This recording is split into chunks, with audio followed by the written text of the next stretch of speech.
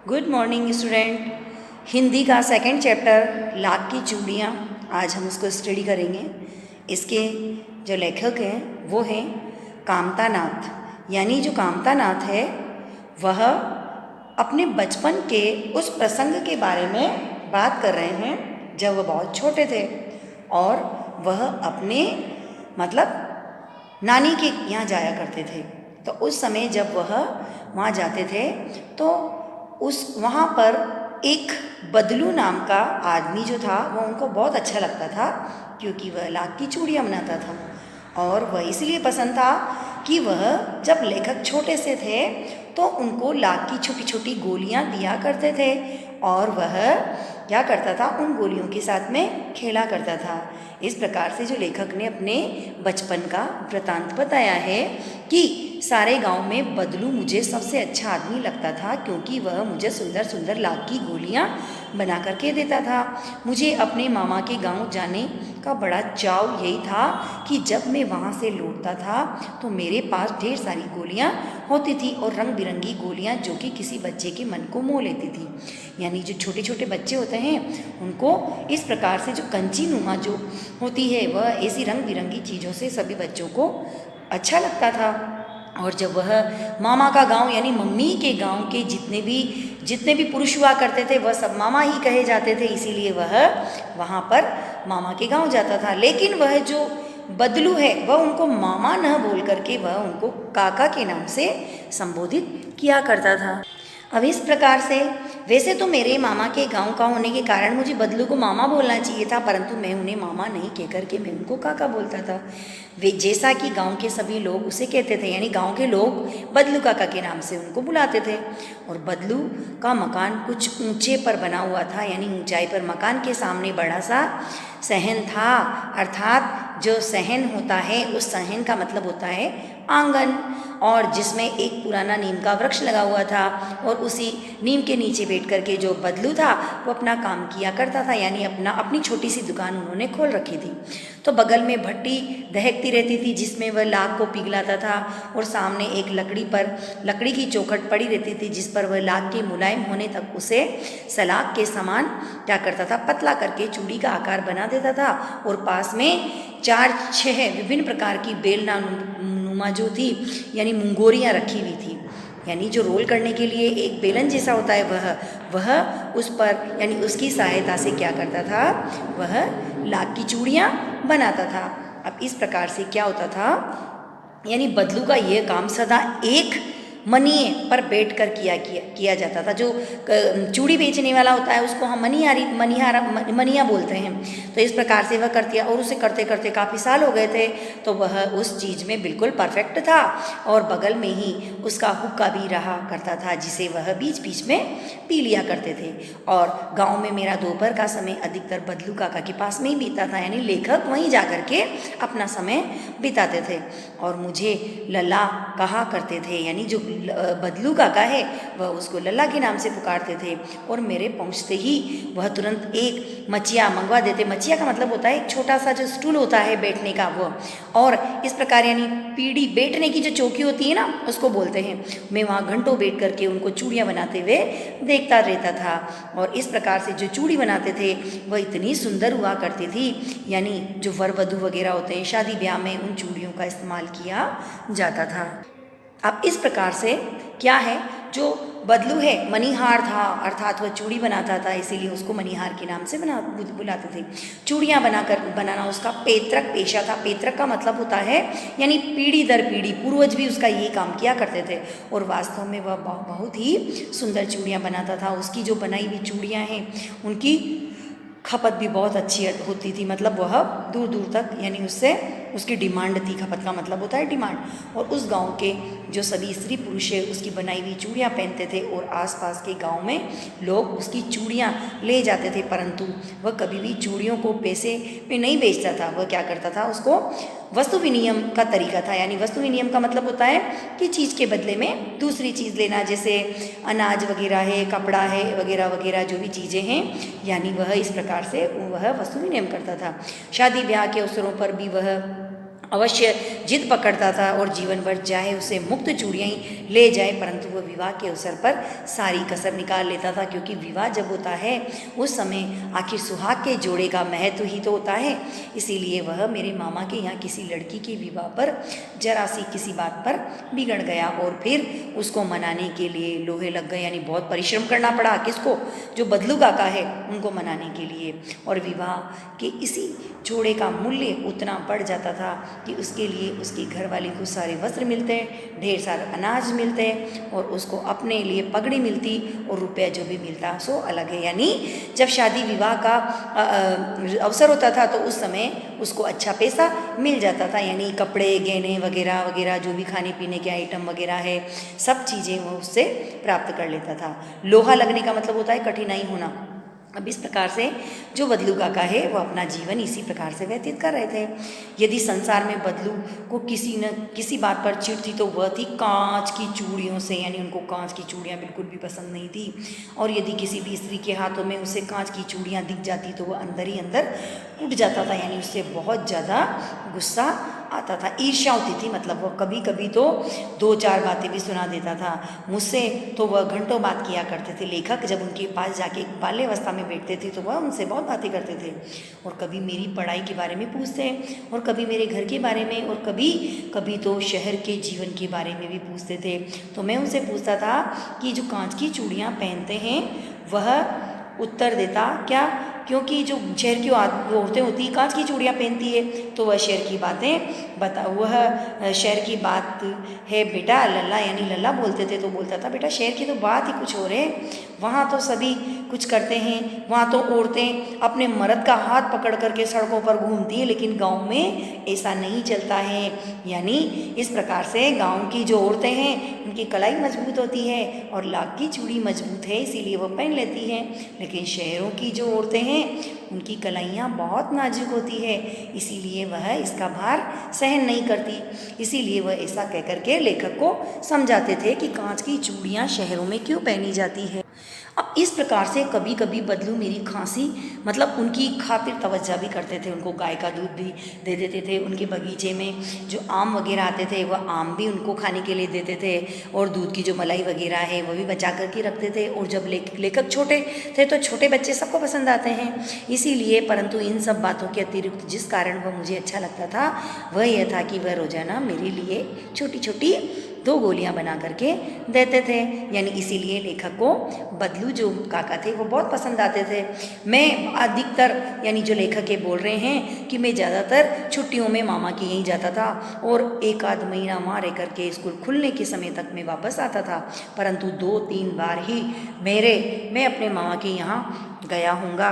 तभी मेरे पिता एक दूर शहर में यानी उनका ट्रांसफ़र हो गया और हम लंबे समय तक मैं अपने मामा के गांव नहीं जा सका। लगभग 8-10 वर्षों के बाद जब मैं वहाँ आया तो मैं बहुत बड़ा हो चुका था और लाख की गोलियाँ में अब मेरी रुचि नहीं थी। यानी जब लेखक बड़े हो गए, जब बचपन बाल्यावस्था होती है तभी इन चीज़ों का शौक़ होता है, लेकिन जब बड़े हो जाते हैं बच्चे तो बचपन की चीज़ों के प्रति उनका कोई मोह नहीं होता। इसी प्रकार जब लेखक काफ़ी समय बाद अपने मामा के गाँव आए तो उनको उन चीज़ों में कोई इंटरेस्ट नहीं था और गांव होते हुए भी वह कई दिनों तक बदलू का ध्यान मतलब गांव में थे मामा के गांव में, लेकिन उनको बदलू काका का बिल्कुल भी ध्यान नहीं आया। अब इसी बीच में क्या होता है, गांव में बहुत सारी स्त्रियां हैं वो कांच की चूड़ियां पहने रहती है और हाथों में मैंने देखा कि लाख की चूड़ियां उन्होंने नहीं पहन रखी है। फिर भी लेखक के मन में इस प्रकार का कोई सवाल नहीं आया। अब क्या होता है, तब एक दिन सहसा बदलू का ध्यान हो गया। अब क्या हुआ कि बात यह हुई कि बरसात में मेरे मामा की जो छोटी लड़की है वह आंगन में फिसल कर गिर गई और इस कारण से उसके जो हाथ है उसमें कांच की चूड़ी है वह कलाई में घुस गई और उसे खून निकलने लग गया। तो मेरे मामा उस समय घर पर नहीं थे और मुझे ही उसकी मरहम पट्टी वगैरह करनी पड़ी। तभी मुझे सहसा बदलू काका की याद आ गई और मैंने सोचा कि चलो आज उनसे मिल करके आते हैं। अतः शाम को मैं घूमते हुए उनके घर चला गया और बदलू वहीं जो बदलू काका थे वो क्या कर रहे थे, चबूतरा था उस पर लेटे हुए थे और खाट पर सो रहे थे। और इस प्रकार से बहुधा का मतलब होता है बहुत बार। और इस प्रकार से जब लेखक उनके घर पर गए तो उन्होंने जो बदलू काका है लेटे हुए थे उनको नमस्ते किया कि नमस्ते काका। मैंने कहा तो नमस्ते भैया। उन्होंने मेरे नमस्ते का उत्तर भी दिया और उठ कर के खाट पर बैठ गए। लेटे हुए से वो बैठ गए, परंतु उन्होंने मुझे पहचाना नहीं। क्यों नहीं पहचाना? क्योंकि काफ़ी समय हो गया था, 10 साल की बात थी और मेरी ओर वह देखते हुए और देख रहे थे और मैं हूँ जनार्दन काका। अब वो बोले यानी मैं हूँ आप के पास की गोलियां बनवा कर ले जाता था। तो इस प्रकार से अपना परिचय देते ही वह जो बदलू काका है वह लेखक को पहचान गए। बदलू फिर से चुपचाप रहा, मानो वह अपनी स्मृति पटल पर अतीत के चित्र उकार रहा हो, यानी वो पुरानी चीज़ों को याद कर रहा था। और तब एक टक बोल पड़ा, आओ आओ लल्ला बैठो। अर्थात उन्होंने फिर से उसको लल्ला के नाम से संबोधित किया। बहुत दिन बाद गाँव में आए हो? हाँ, इधर आना ही नहीं हो सका काका, मैंने चारपाई पर बैठते हुए उनको उत्तर दिया। कुछ ही देर शांति रही, यानी हम चुप रहे और इधर उधर दृष्टि दौड़ाई। यानी मैंने जो लेखक है वो बोल रहे हैं कि मैंने घर के उसके चारों तरफ देखा तो पहले जैसी कोई बात नहीं थी, यानी उन पर मच्छियाँ वगैरह भी लगी हुई नहीं थी। उन्होंने जो अपना वो लगा रखा था जिस पर वह बैठ कर के चूड़ियाँ बनाया करते थे, वो सारी चीज़ें भी उनको दिखाई नहीं दे रही थी। इस प्रकार से वह बोलते हैं कि आजकल काम नहीं करते क्या काका? तो मैंने पूछा तो बोले लल्ला नहीं, काम तो कई साल से बंद पड़ा है। मेरी बनाई हुई जो चूड़ियाँ हैं कोई पूछे तब तो, अर्थात जो गांव के लोग हैं उन्होंने कांच की चूड़ियाँ पहनना प्रारंभ कर दिया है, क्योंकि कांच का प्रचलन ज़्यादा हो गया है। और कुछ देर चुप रहा और फिर चुपचाप मशीनी युग है ना, यह कह दिया। उन्होंने बोला कि आजकल तो हस्तकला को महत्व नहीं दिया जाता है, यानी मशीनीकरण की जो चीज़ें हैं उसको ज़्यादा महत्व दिया जाता है। उससे बहुत सारे जल्दी से काम आसानी से हो जाता है। आजकल सब मशीन से ही होता है, खेत भी मशीन से ही जोते जाते हैं। और फिर तो सुंदरता कांच की ही चूड़ियों में होती है, और लाख में ये कहाँ संभव है। लेकिन कांच बड़ा खतरनाक होता है, वह जल्दी ही टूट जाता है। इस प्रकार से उन्होंने कहा, यानी जो काका है उन्होंने कहा। अब देखो, प्रचार का मतलब होता है फैलाओ, और मशीनी युग का मतलब होता है जो मशीनों का उपयोग होता है उसके बारे में बताया गया है। अब इस प्रकार से क्या होता है, नाजुक तो फिर होता ही है, अर्थात कांच लल्ला। इस प्रकार से कहते हुए उसे खांसी आ गई और वह देर तक खांसते रहे, यानी उन्होंने अपनी बीमारी के बारे में भी लेखक को नहीं बताया। और मुझे लगा कि उन्हें दमा है। अस्थमा के साथ साथ उनका शरीर भी ढल चुका था, यानी बीमारी के कारण वो कमज़ोर हो गए थे। उनके हाथों और माथे पर नसें उभर आई थी, बुजुर्ग हो गए थे वो, इसीलिए न जाने कैसे उसने मेरी शंका भांप ली और बोला, दमा नहीं है मुझे, असली खांसी यानी फसली खांसी है, अर्थात ये तो ऐसे ही हो जाती है। और इस फसली का मतलब होता है ऋतु बदलने के अनुसार जो रोग होते हैं वो। तो इस प्रकार से लेखक द्वारा कहे गए शब्दों का जो बदलू काका है उन्होंने इस प्रकार से जवाब दे दिया। न जाने के मैं चुप रहा, मुझे लगा उनके अंदर कोई बहुत सी बड़ी व्यथा छिपी हुई, यानी बहुत ज़्यादा वह दुखी हैं। मैं देर तक सोचता रहा, इस मशीनी युग में कितने हाथ कट गए, यानी जितने लोगों को रोजगार मिला हुआ था वह उनके हाथों से छिन गया। और कुछ देर शांति रही जो मुझे अच्छी नहीं लगी। मतलब लेखक को जो बदलू काका है उनका कारोबार छूट गया, अर्थात उनका जो कामकाज था वह छूट गया और उनकी स्थिति काफ़ी दयनीय हो गई। और इस प्रकार से लेखक ने अब उनसे क्या अगले टॉपिक के बारे में बात करी। तो क्या बोला लेखक ने कि अब लेखक बोल रहे हैं, आम की फसल तो अच्छी अब कैसी है काका? कुछ देर पश्चात में उन्होंने बात बदलते हुए बोला कि अच्छी है लला, बहुत अच्छी है। कहते हुए उन्होंने उत्तर दिया और अंदर अपनी बेटी को आवाज़ लगाते हुए बोला कि अरे रज्जो, लल्ला के लिए आम तो ले आओ। और फिर मेरी मुखातिब होकर बोला, यानी मेरी तरफ देख करके, और वह सामने आना। उन्होंने मुखातिब होने का मतलब होता है सामने आना। और उन्होंने मुखातिब होकर के बोला, माफ़ करना लल्ला, मुझे आम खिलाना, यानी तुझे आम खिलाना मैं तो भूल ही गया। नहीं काका, आम तो बहुत खाए हैं मैंने। वाह वाह, बिना आम खिलाए कैसे जाने दूंगा मैं तुम्हें। मैं चुप हो गया और मुझे वो दिन याद आ गए जब वह मेरे लिए मलाई बचा करके रखा करते थे, यानी पुरानी बातों को लेखक याद कर रहे हैं। और इस प्रकार से जो लेखक है वह अब अगली बात को बोलते हैं और कह रहे हैं कि काका गाय तो अच्छी है ना आपकी, यानी गाय का दूध भी पिलाते थे और उसकी मलाई निकाल करके भी देते थे। तो जो लेखक है वह गाय का वृतांत भी पूछ लेते हैं उनसे, गाय कहाँ है लल्ला, वो तो 2 साल हो गए, कहाँ से खिलाता, यानी 2 साल से उसको खिलाने के लिए भी कुछ नहीं था। इतने में रज्जो उनकी बेटी अंदर से एक डलिया में ढेर सारे आम लेकर के आती है। यह तो बहुत है काका, इतने में कहाँ खा पाऊँगा। मैंने उनसे कहा, यानी लेखक बोल रहे हैं, वाह वाह, वह तो हंस पड़ा, शहरी ठहरे ना, अर्थात गांव के लोग तो ढेरों आम खा लेते हैं, लेकिन शहर के लोग इतने सारे आम नहीं पचा पाएंगे।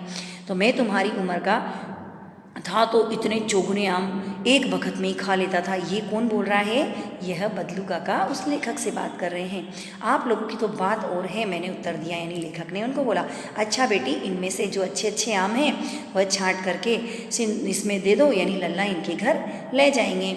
और इसी साल यह पेड़ तैयार हुआ है, यानी आम का पेड़ भी अच्छी तरीके से तैयार हो गया है। इस प्रकार से रज्जो ने 4-5 आम अंजुली में लेकर मेरी ओर बढ़ा दिए।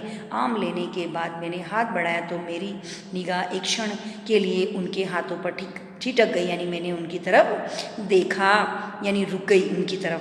गोरी गोरी कलाइयों पर लाख की चूड़ियाँ बहुत फब रही थी। यानी जब उनकी बदलू काका की बेटी ने आम उनकी तरफ दिए तो उनकी बेटी के हाथों में लाख की चूड़ियाँ देख करके वह क्या हो गए, यानी फब, यानी खिल उठे उनकी तरफ। लाख की चूड़ियों को देखकर बदलू ने मेरी दृष्टि देख ली और बोल पड़े, अरे आखिरी जोड़ा बनाया था जमींदार साहब की बेटी के लिए, पर 10 आने देने में मुझको वे रास नहीं आया और मैंने उनको ये जोड़ा नहीं दिया। यानी वह कम कीमत में अपनी हस्तकला को नहीं बेचना चाहते थे, जितना उसका पैसा था वह उनको नहीं मिल रहा था, इसीलिए वह उन्होंने नहीं बेचा। मैंने आम ले लिए और खाकर थोड़ी देर पश्चात वहाँ से चला गया। मुझे प्रसन्नता हुई कि बदलू ने हार कर भी हार नहीं मानी। उसकी व्यक्तित्व, यानी उनका जो व्यक्तित्व है वह कांच की चूड़ियों जैसा न था कि आसानी से टूट जाए। अर्थात जो बदलू काका थे वह बहुत हिम्मत वाले थे और उन्होंने अपनी हस्तकला को किसी के हाथों बेचा नहीं। चाहे नहीं बिकने पर उन्होंने वह चूड़ियाँ अपने ही घर में रख ली। इस प्रकार से उन्होंने, जो बदलू काका है, उन्होंने बेरोजगार होकर भी अपने स्वाभिमान को त्यागा नहीं और उनका मन कांच की चूड़ियों की तरह सहज ही टूट जाने वाला नहीं था। इस प्रकार से वह दृढ़ इच्छा शक्ति वाले व्यक्ति थे।